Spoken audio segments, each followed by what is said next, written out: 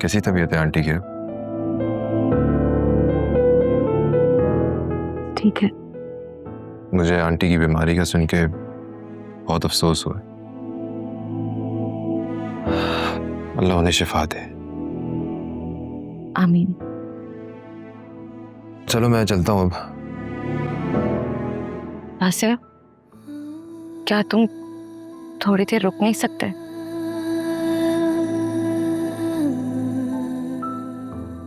तुम्हें यहाँ देखकर मेरी बहुत हिम्मत बढ़ी है। देखो फरिया, तुम्हें हिम्मत करनी होगी, अपने लिए ना सही लेकिन आंटी के लिए। उन्हें तुम्हारी बहुत सख्त जरूरत है। वैसे मैं बहुत अकेली हो गई हूँ।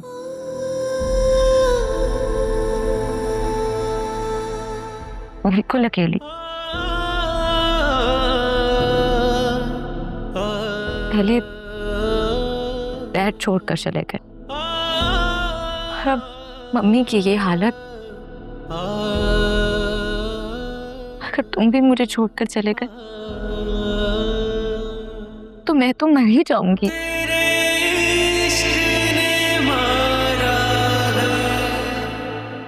मेरा यहाँ मजीद रुकना ठीक नहीं। तुम प्लीज हौसला रखो। अल्लाह सब बेहतर करेगा। आंटी का ख्याल रखना।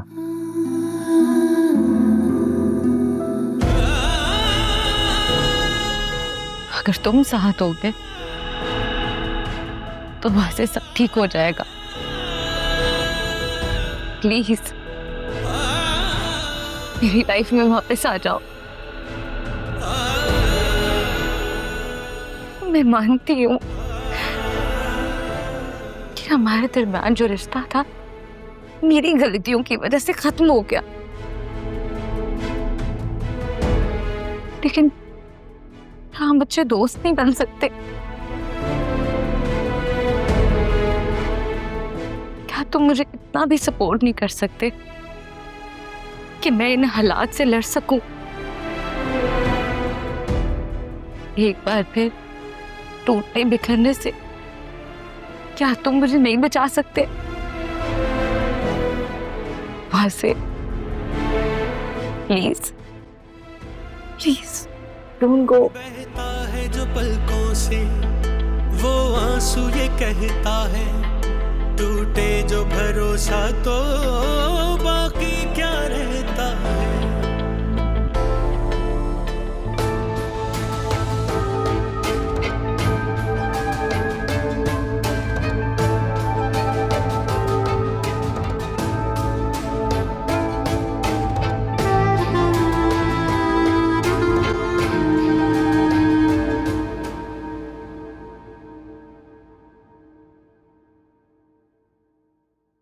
सब खैरियत है? आज मुझे परेशान परेशान दिखाई दे रहे हैं।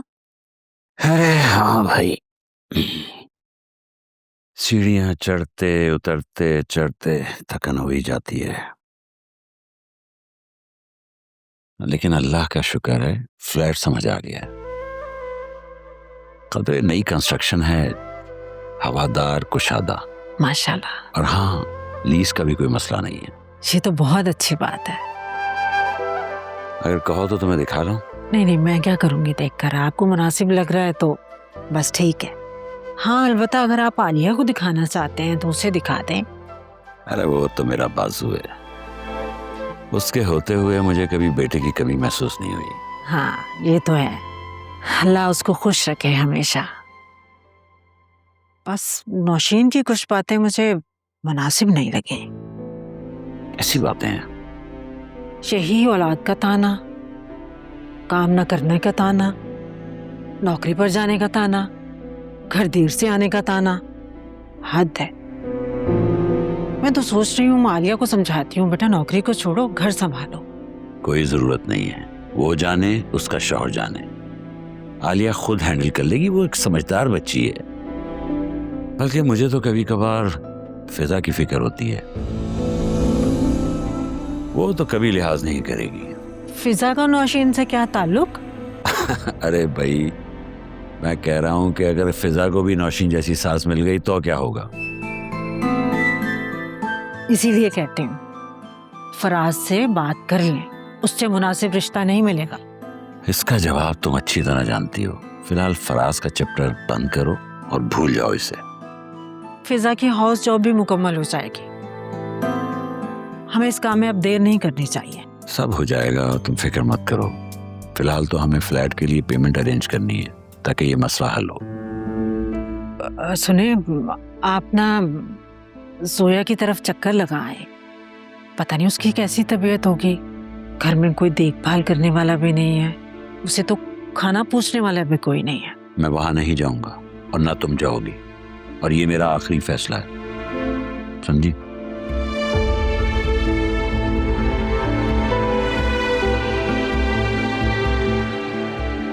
मैं तो जरूर जाऊंगी। डॉक्टर ने खाने में एहतियात का कहा है, खाना बंद करने का नहीं कहा। आप तो कुछ खा ही नहीं रही। दिल नहीं चाहता, कुछ नहीं खा। आंटी, कल आपके कीमो का सेकंड सेशन है। अगर आप कुछ खाएंगी पिएंगी नहीं तो फिर वीक हो जाएंगी ना, फिर इलाज कैसे होगा, आप तंदुरुस्त कैसे होंगे? मैं नहीं ठीक होंगी, ये बीमारी जान लेकर जाएगी। आंटी, इतनी मायूसी अच्छी बात नहीं है।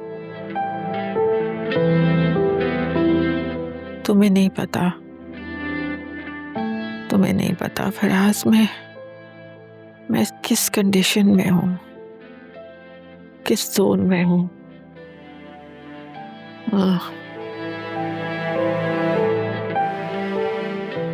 आंटी, एक बात को आप माइंड तो नहीं करेंगे? समझाने की जरूरत उसे नहीं है।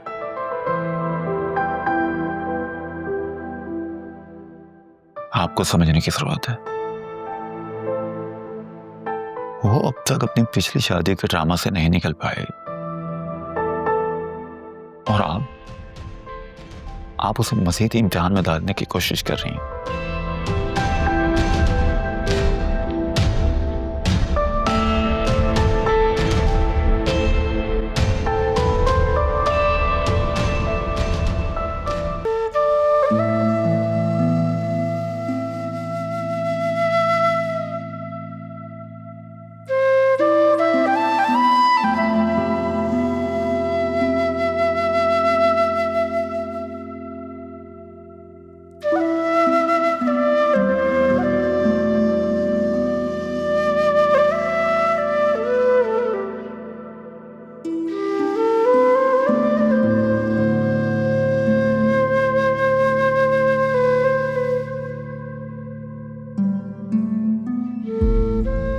मम्मा, क्या आप सैड हैं?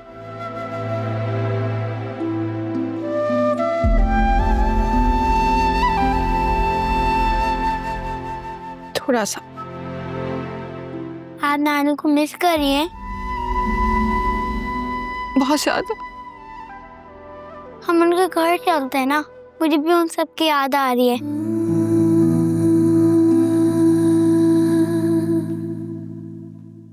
हम अभी नहीं जा सकते।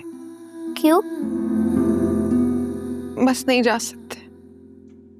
क्या बाबा ने मना किया है?